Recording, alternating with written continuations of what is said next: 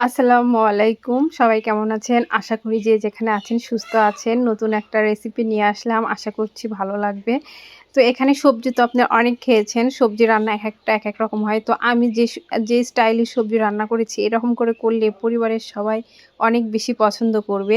তাছাড়াও খাবার টেবিলের আপনাদের সবার যে লোকজন বা আত্মীয়স্বজন যে আসুক নিজের পরিবারসহ সবাই এই সবজিটা খেলে আপনি অনেক প্রশংসা পেয়ে যাবেন। তো সবজি রান্না আসলে অনেক সুন্দর হয়েছে। আর এত সুন্দর এর কালার ছিল দেখে আপনার খেতে ইচ্ছা করবে। যেকোনো পরোটা, রুটি বা ভাতের সাথে আপনারা এটা খেতে পারবেন। তো চলেন শুরু করি। তো এখানে আমি কয়েক রকমের সবজি নিয়েছি দেখেন। আর সবজিগুলো একদম ফ্রেশ সবজি, একদম তাজা।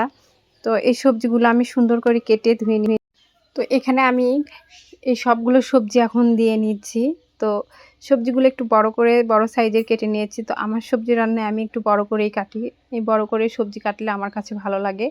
তো এখানে আমি প্রথমে পেঁয়াজ কুচি একটু দিয়ে দিলাম। আর কয়েকটা কাঁচামরিচ ফালি, যেহেতু আমি এটা কাঁচামরিচ দিয়ে রান্না করব, তো কাঁচামরিচের পরিমাণটা আমি একটু বেশি করে দিয়েছি। আর এখানে হলুদের গুঁড়া, লবণ আর একটু মশলার গুঁড়ো আছে। আর এখানে আমি সরিষার তেল দিয়ে নিচ্ছি। ২টি তেজপাতা এখানে দিয়ে নিব। আর কিছু মশলাও এখানে দিয়ে দিব, গরম মশলা। দিয়ে এই সবজিগুলো ভালোভাবে আমি মেখে নিব হাতের সাহায্যে। একটু ডলে ডলে মেখে নিব যেন পুরো সবজির এই মশলাগুলো এর গায়ের সঙ্গে লেগে যায়।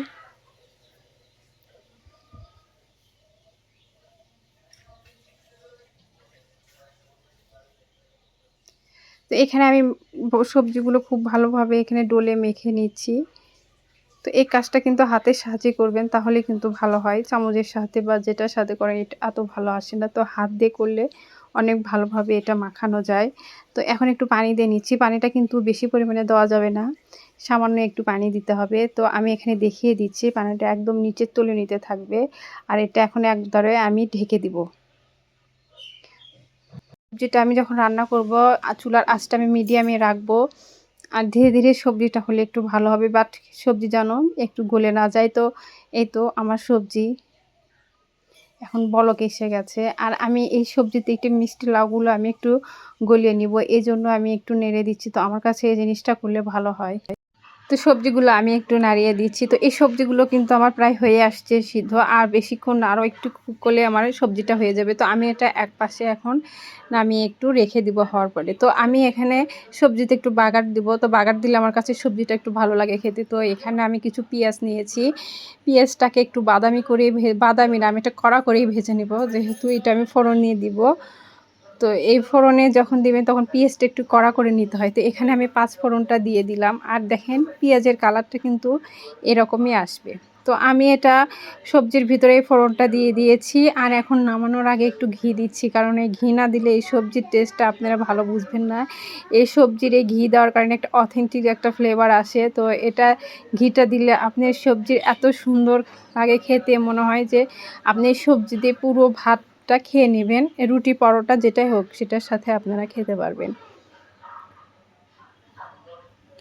তো আমার রান্নাটা কিন্তু শেষ, আমি এখন সার্ভ করছি। তো এখানে আমি নিয়ে নিয়েছি একটা বাটিতে। তো দেখেন আমার সবজিটা কিন্তু দেখতে অনেক লোভনীয় লাগছে, তাই না? সবজিটার কালারও অনেক সুন্দর এসেছে। তো আপনারা কিন্তু এভাবে সবজি রান্না করতে পারেন। তো আমার এই রেসিপি যদি ভালো লেগে থাকে আমার চ্যানেলটি অবশ্যই সাবস্ক্রাইব করবেন। আর সবাইকে অশেষ ধন্যবাদ আমার ভিডিওটি দেখার জন্য। সবাই সুস্থ থাকবেন।